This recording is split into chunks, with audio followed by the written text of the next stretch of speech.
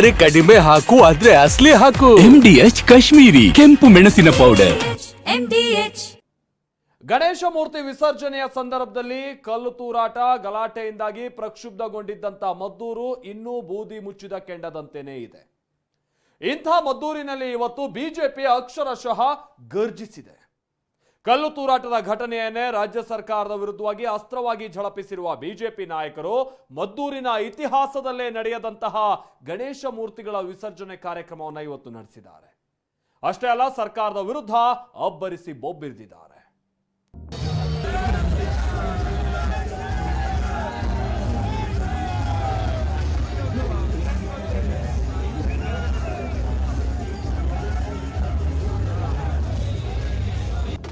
ಕಿವಿಗಡ ಚಿಕ್ಕುವಂತ ತಮಟೆ ಡೊಳ್ಳುಗಳ ಬಡಿತ, ಡಿಜೆ ಸದ್ದಿಗೆ ಜನರ ಹುಚ್ಚೆದ್ದ ಕುಣಿತ, ಪಟಾಕಿ ಸಿಡಿತ, ಬಿಜೆಪಿ ನಾಯಕರನ್ನ ಹೊತ್ತು ಕುಣಿದು ಹರ್ಷೋದ್ಗಾರ, ಬೀದಿ ಬೀದಿಯಲ್ಲಿ ಕೇಸರಿ ಶಾಲು ತೊಟ್ಟು ಬಾವುಟ ಹಾರಿಸಿ ಅಬ್ಬರ.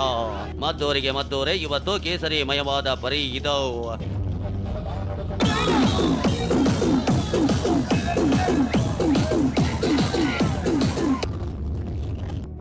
ಇಂಥ ಅಬ್ಬರದ ನಡುವೆಯೇ ಬಿಜೆಪಿ ನಾಯಕರು ಮದ್ದೂರಿನಲ್ಲಿ ನಿಂತು ಸರ್ಕಾರದ ವಿರುದ್ಧ ಗಣೇಶ ಮೂರ್ತಿ ವಿಸರ್ಜನೆ ವೇಳೆ ಕಲ್ಲು ತೋರಿದ ಕಿಡಿಗೇಡಿಗಳ ವಿರುದ್ಧ ಬೆಂಕಿಯನ್ನೇ ಉಗುಳಿದ್ರು. ಕಲ್ಲು ಹೊಡೆದವನ್ನ ಕಲ್ಲಿನ ಒಳಗೆ ಸಮಾಧಿ ಮಾಡುವ ತಾಕತ್ತು ಹಿಂದೂ ಸಮಾಜಕ್ಕಿದೆ.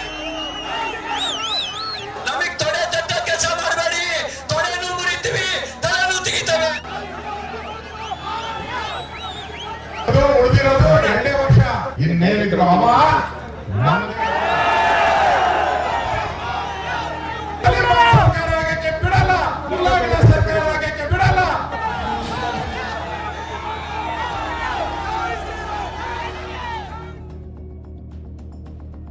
ಮೊನ್ನೆ ಮದ್ದೂರಿನಲ್ಲಿ ಗಣೇಶ ಮೂರ್ತಿ ವಿಸರ್ಜನೆ ವೇಳೆ ಕಲ್ಲು ತೂರಾಟ.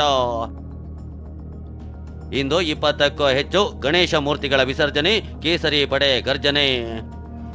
ಭಾನುವಾರ ಗಣೇಶ ಮೂರ್ತಿ ವಿಸರ್ಜನೆ ವೇಳೆ ನಡೆದ ಕಲ್ಲು ತೂರಾಟ ಬಳಿಕ ಮಾರನೇ ದಿನ ನಡೆದ ಪ್ರತಿಭಟನೆ ಗಲಾಟೆಯಿಂದ ಮದ್ದೂರು ನಿಗಿನಿಗೆ ಕೆಂಡವಾಗಿದೆ. ಸದ್ಯ ಪರಿಸ್ಥಿತಿ ಸುಧಾರಿಸಿದ ಹಾಗೆ ಕಾಣಿಸಿದ್ರು. ಯಾವಾಗ ಎಲ್ಲಿ ಏನಾಗುತ್ತೆ ಅನ್ನೋ ಭಯದ ವಾತಾವರಣ ಇದೆ. ಇಂಥದ್ರಲ್ಲಿ ಮದ್ದೂರಿನ ಇತಿಹಾಸದಲ್ಲೇ ನಡೆಯಲಾರದ ಸಾಮೂಹಿಕ ಗಣೇಶ ಮೂರ್ತಿ ವಿಸರ್ಜನೆ ನಡೆಯಿತು. ಕಲ್ಲು ತೂರಾಟದಿಂದ ಕೆರಳಿದ್ದ ಹಿಂದೂ ಸಂಘಟನೆಗಳು ಇಂದು ಸಾಮೂಹಿಕ ಗಣೇಶ ಮೂರ್ತಿ ವಿಸರ್ಜನೆಗೆ ಕರೆ ನೀಡಿದ್ರು. ಇದಕ್ಕೆ ಬಿಜೆಪಿ ಕೂಡ ಬೆಂಬಲ ನೀಡಿತ್ತು. ಹೀಗಾಗಿ ಇಂದು ಖುದ್ದು ಬಿಜೆಪಿ ರಾಜ್ಯಾಧ್ಯಕ್ಷ ವಿಜಯೇಂದ್ರ, ವಿಪಕ್ಷ ನಾಯಕ ಆರ್ ಅಶೋಕ್, ಮಾಜಿ ಡಿಸಿಎಂ ಅಶ್ವಥ್ ನಾರಾಯಣ್, ಪರಿಷತ್ ಸದಸ್ಯ ಸಿಟಿ ರವಿ ಸೇರಿದಂತೆ ಬಿಜೆಪಿಯ ಘಟಾನುಘಟಿಗಳು ಮದ್ದೂರಿಗೆ ಎಂಟ್ರಿ ಕೊಟ್ಟಿದ್ರು. ಮದ್ದೂರಿನ ಬಿಜೆಪಿ ಕಚೇರಿ ಬಳಿಯ ವಿಶ್ವನಾಥ ದೇಗುಲದಲ್ಲಿ ವಿಜಯೇಂದ್ರ ಮತ್ತು ಅಶೋಕ್ ಗಣೇಶ ಮೂರ್ತಿಗೆ ಪೂಜೆ ಸಲ್ಲಿಸುವ ಮೂಲಕ ಮೆರವಣಿಗೆಗೆ ಚಾಲನೆ ನೀಡಿದ್ರು.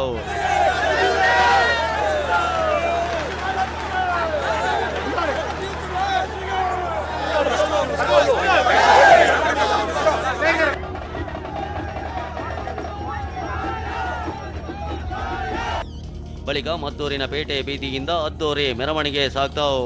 ದಾರಿಯುದ್ದಕ್ಕೂ ಬಿಜೆಪಿ ನಾಯಕರ ಜೊತೆ ಡಿಸಿ ತಮ್ಮಣ್ಣ, ರಮೇಶ ಬಂಡಿ ಸಿದ್ದೇಗೌಡ ಸೇರಿದಂತೆ ಜೆಡಿಎಸ್ನ ನಾಯಕರು ಕೇಸರಿ ಶಾಲು ತೊಟ್ಟು ಮೆರವಣಿಗೆಯಲ್ಲೇ ಭಾಗಿಯಾದ್ರು.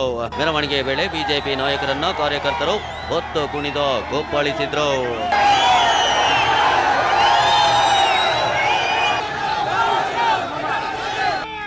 ಮೆರವಣಿಗೆ ವೇಳೆ ಮಂಡ್ಯದ ಗಂಡು ದಿವಂಗತ ಅಂಬರೀಶ್ ಅವರು ಗಣೇಶನನ್ನ ಹಿಡಿದ ಕಟೌಟ್ ಕೂಡ ರಾರಾಜಿಸಿತ್ತು. ಜೈ ಶ್ರೀರಾಮ್, ಜೈ ಹನುಮಾನ್ ಘೋಷಣೆ ಕೂಗುತ್ತಾ ಎಲ್ಲರ ಹೆಜ್ಜೆ ಹಾಕಿದ್ರು. ಮೊನ್ನೆ ಕಲ್ಲು ತೂರಾಟ ನಡೆದಿದ್ದ ಮಸೀದಿ ಬಳಿ ಮೆರವಣಿಗೆ ಆಗಮಿಸಿದಾಗ ಸದ್ದು ಜೋರಾಯಿತು. ಪೊಲೀಸರು ಕೂಡ ಮುನ್ನೆಚ್ಚರಿಕೆ ವಹಿಸಿದ್ರು.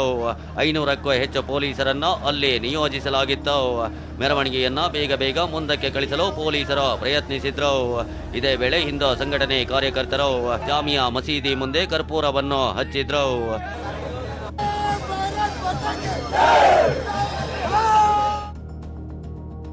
ತೊಡೆನೋ ಮುರಿತೀವಿ, ತಲೆನೋ ತೆಗೀತೀವಿ, ಸಿಟಿ ರವಿ ಪ್ರಚೋದನಾತ್ಮಕ ಭಾಷಣ.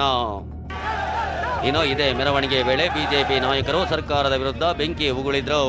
ಅದರಲ್ಲೂ ಸಿಟಿ ರವಿ ತೊಡೆನೋ ಮುರಿತೀವಿ, ತಲೆನೋ ತೆಗೀತೀವಿ ಅಂತ ಬೆಂಕಿ ಭಾಷಣ ಮಾಡಿದ್ರು. ಅನ್ಯಾಯ ಸಹಿಸ್ತೀರಾ? ಕಲ್ಲು ಹೊಡೆದವನ್ನ ಕಲ್ಲಿನ ಒಳಗೆ ಸಮಾಧಿ ಮಾಡುವ ತಾಕತ್ತು ಹಿಂದೂ ಸಮಾಜಕ್ಕಿದೆ ಅಂತ ತೋರಿಸ್ಲಿಕ್ಕೆ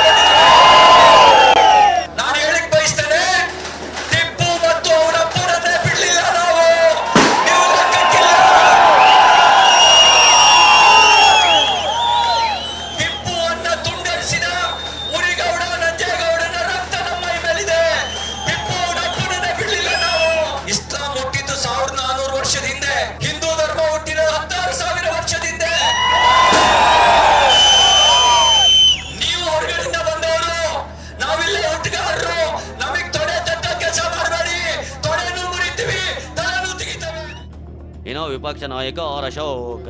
ಈ ಸರ್ಕಾರಕ್ಕೆ ಉಳಿದಿರೋದು 2 ವರ್ಷ, ಮುಂದೆ ನಮ್ದೇ ಹವಾ ಅಂತ ಅಬ್ಬರಿಸಿದ್ರು. ಇನ್ನು ಮಾಜಿ ಸಂಸದೆ ಸುಮಲತಾ ಕೂಡ ಸರ್ಕಾರದ ಗ್ಯಾರಂಟಿಗಳನ್ನ ಉಲ್ಲೇಖಿಸಿ ಕುಟುಕಿದ್ರು. ಮುಂದೆ ಬರೋ ಯಾವುದೇ ಚುನಾವಣೆಯಲ್ಲೂ ಕೂಡ ಇವರಿಗೆ ಒಂದು ಓಟಲ್ಲ ಅರ್ಧ ಓಟನು ಹಾಕ್ಬಾರ್ದು ಇವರಿಗೆ. ಇನ್ನ ಇವತ್ತು ಉಳಿದಿರೋದು 2 ವರ್ಷ, ನಮ್ಮದು ಮುಂದೆ 10 ವರ್ಷ. ನನ್ನ ಕುಮಾರಣ್ಣ ಭೇಟಿ ಮಾಡಿ ಬಂದಿದ್ದೀನಿ, ಡೆಲ್ಲಿಗೆ ಹೋಗಿದ್ದೆ, ಭೇಟಿ ಮಾಡಿ ಬಂದಿದ್ದೀನಿ. ಇನ್ನೇನಿದ್ರು ಅವ ನಮ್ಮದೇ ಭಾಗ್ಯಗಳು ಅಂತ ಏನ್ ಮಾಡಿಲ್ವಾ ನಾವು? ಅದರಿಂದ ನಾವು ಏನ್ ಕಳ್ಕೊಂಡ್ವಿ ಅನ್ನೋದು ಈಗಾದ್ರೂ ಅರಿವು ಆಯ್ತಾ? ಆ ಭಾಗ್ಯಗಳನ್ನ ಕೊಡೋದ್ರ ಹಿಂದೆ ಯಾವ ರೀತಿಯ ದುರುದ್ದೇಶಗಳಿವೆ ಅನ್ನೋದು ಒಂದೊಂದಾಗಿ ನಿಮ್ಮ ಮುಂದೆ ಬರ್ತಾ ಇದೆ.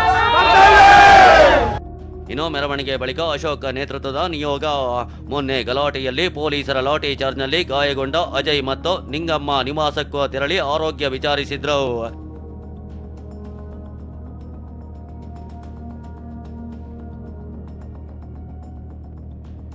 ಈತ ಕಲ್ಲು ತೂರಾಟ ಪ್ರಕರಣ ಸಂಬಂಧ ಮತ್ತೆ 3 ಆರೋಪಿಗಳನ್ನ ಪೊಲೀಸರ ಗುರುತಿಸಿದ್ದು.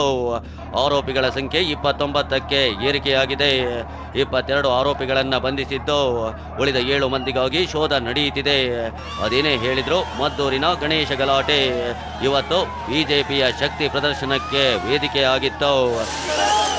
ದಿಲೀಪ್ ಜೊತೆ ಕಿರಣ್ ಹನಿಯಡ್ಕ, TV9 ಮದ್ದೂರು. MDH ನ ಕಿಚನ್ ಕಿಂಗ್ ಕಿಚನ್ ಅಲ್ಲಿದ್ರೆ ನಾವು ಎಲ್ಲವನ್ನು ಮಾಡಬಹುದು. ಬೆಂಗನ್ ಕ ಬರ್ತಾ, ಆಲೂ ಗೋಬಿ, ಭಿಂಡಿ ಮಸಾಲಾ, ಇನ್ನೂ ಬಹಳಷ್ಟು.